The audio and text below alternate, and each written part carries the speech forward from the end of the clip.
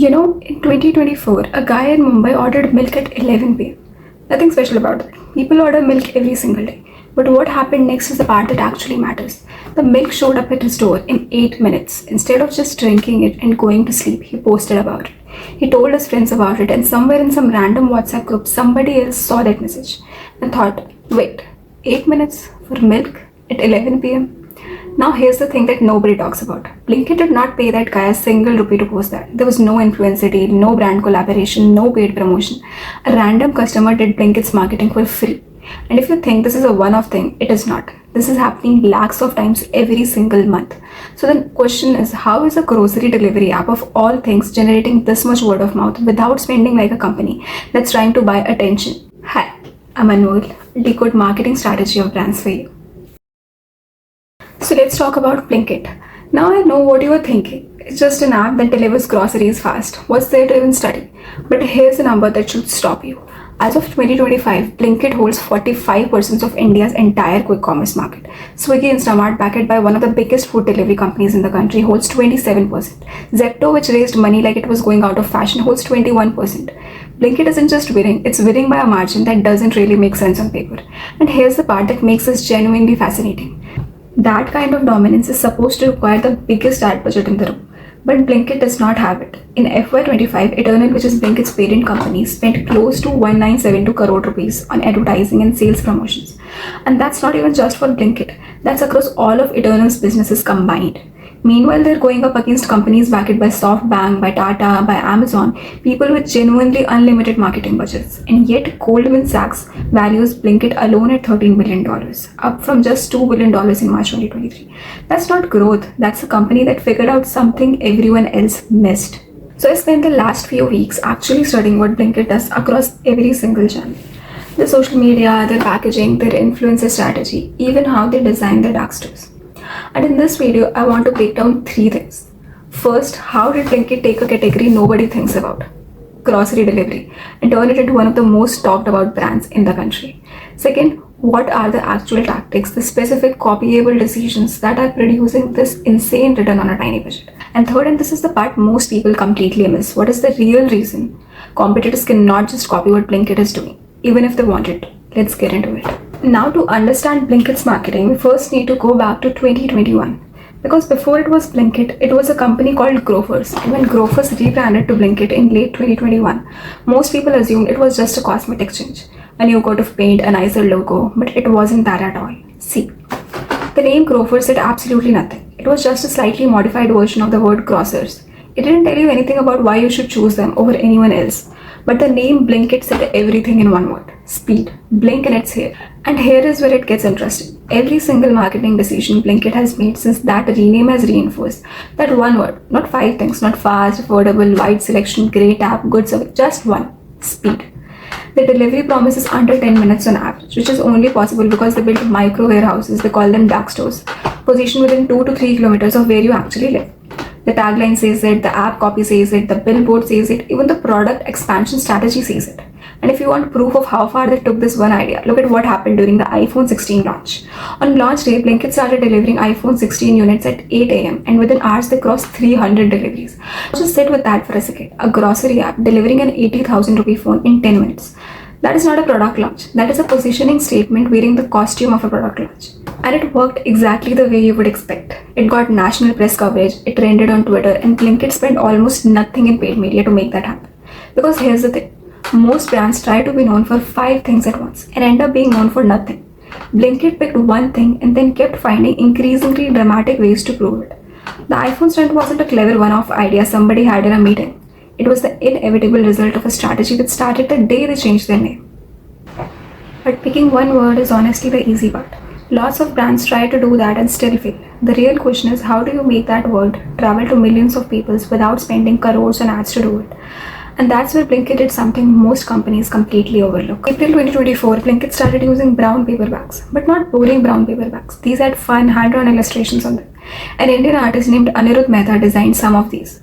Simple line art sketches of everyday Indian moments. A kid hiding snacks from their parents, a family sharing meal, little seasonal celebrations. Now on its own, this sounds like a nice design choice. Cute, but not exactly a business strategy, right? Except here's where the maths gets genuinely insane. Blinkit processes hundreds of millions of orders every single year. In FY25 alone, they fulfilled 424 million orders, and every single one of those orders arrives in a bag. Now think about this. If even 1% of those bags get photographed and shared on social media, that is over 4 million pieces of organic content. Nobody paid an influencer fee for it. Nobody bought ad space for it. There was no CPM calculation involved anywhere. It's just a paper bag with a drawing on it that customers loved so much. Some of them actually framed it, some reused it, some started collecting different designs like they were trading cards. Most marketing teams think of packaging as an operations cost, something logistic handles, not marketing. Blinkit looked at the exact same paper bag and saw owned media at the scale. And here's the part that should genuinely bother every other brand watching this. The incremental cost of printing an illustration on a bag you're already manufacturing anyway is basically zero. But the earned media value of that same bag is enormous. Now here is where most case studies on Blinkit stop. They'll tell you about the packaging, maybe the funny tweets, and call it a day. But that's actually missing the most important decision Blinkit made. Because a paper bag can make you smile for 2 seconds. It cannot make you download an app. For that, Blinkit needed something else entirely.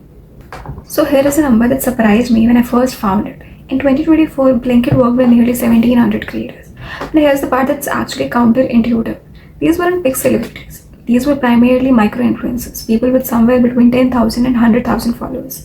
Now think about what their competitors were doing at the same time. Bollywood celebrities, big macro influencers with massive reach, the obvious playbook. But Blinkit went in the completely opposite direction. Instead of one massive face representing the brand, they built a distributed army of small creators. Each one making content for their own specific neighborhood, their own language, their own little community. And the logic here is actually pretty simple once you think about it. A celebrity holding a Blinkit bag gets you awareness. People see it, they go, oh nice, and they scroll. But a micro-influencer filming their actual midnight snack order arriving in 8 minutes, that gets you downloads. One is a brand, the other is conversion.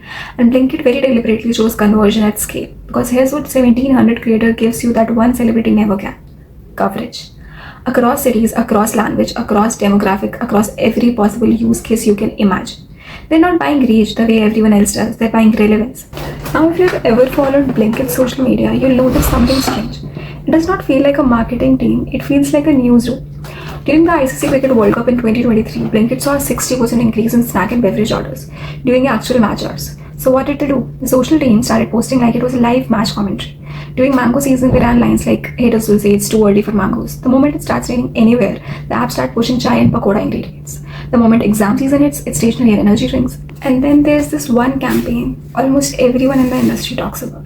The Zomato Blinkit billboard collaboration. It used one simple Bollywood reference. Blinkit side said, "Doodh mangoge, doodh denge," and right next to it, Zomato's billboard said, "Kheer mangoge, kheer denge." Two sister brands just riffing on each other in public on a highway billboard. That single campaign generated over 15 million social impressions and won multiple creative awards. Now here's the actual inside buried inside all of this. Blinkit does not create content about groceries. Nobody wants to watch content about groceries. What they create content about is the moment when you need groceries. That's a meaningful difference because it means they're always relevant. They're always trying the brand to do something that's already happening in culture, whether that's cricket, weather, or a Bollywood movie quote. And look, moment marketing is easy to do badly. Most brands treat it like a checkbox. Trending topic happens, brand makes a quick post about it, nobody really cares. Everybody moves on. Blinkit makes it work because they connected the culture moment to actual purchase intent. Rain for most brands is just a content hook, a cute tweet opportunity. For Blinkit, rain is a demand signal. And the difference that one shift is thinking is the difference between a social media strategy and an actual revenue strategy. I have told you so far, the one-word positioning, the paper bags, 1700 creators, the cricket and rain posts, all of it is genuinely smart marketing. But here's the uncomfortable truth. A competitor with enough money and a decent agency could copy almost all of it. They could rename their app, they could print nicer bags, they could hire their own 1700 creators tomorrow if they wanted to. So then what is actually stopping Zepto or Instamart from just copy-pasting this entire playbook?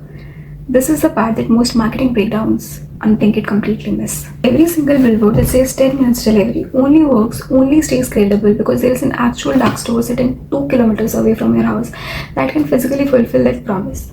Blinkit scaled from roughly 383 dark stores in mid-2023 to 2,000 dark stores by 2026. And it's not just that count that matters here. The revenue per store grew from around 6 lakh rupees a day to around 10 lakh rupees a day once they hit 639 stores. For the top 50 stores specifically, that number touched 18 lakh rupees a day per store. Now here's why this matters more than every single thing I've told you so far. The promise of speed is just marketing. The dark store is what makes that promise true. And when a promise is actually true, every single time it generates word of mouth that no ad budget can own. That's exactly what happened with that guy and his milk order at 11 pm.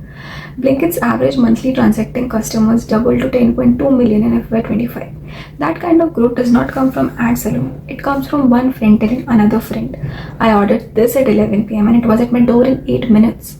That single sentence is more persuasive than any billboard Blinkit could ever put up. But that sentence only gets said if the infrastructure behind it is actually real. So here's the real answer to the question I asked you a minute ago. Why can't a competitor just copy this? Because they can copy a billboard overnight. They can copy a meme by tomorrow morning. They can even hire the exact same 1700 influencers if they're willing to pay for it. But they cannot copy 2000 dark stores positioned every 2 to 3 kilometers across more than 150 cities overnight. That takes years, that takes capital, that takes operational execution that most companies simply do not have the patience for. That is the real moat, not the marketing. The marketing is just the announcement. The dark store network is the proof. Blinkit was acquired by Zomato for $568 million in 2022. By 2025, its implied valuation had grown to $13 billion. That's roughly a 23 times increase in under 3 years. Now, marketing alone did not do that. Let's be honest about that. But marketing created the conditions for it to happen. Blinkit did not invent quick commerce. They did not invent the dark store model, and they did not even outspend a single one of their competitors. All they did was build a brand that people talk about for free, prove their promise through real infrastructure instead of just advertising, and turn every single order into a potential piece of organic content. Most companies are out there trying to buy attention. Blinkit built a system that earns it. That's it from my side today. I hope you found this case study as fascinating as I did. I'll see you in the next video. Bye-bye.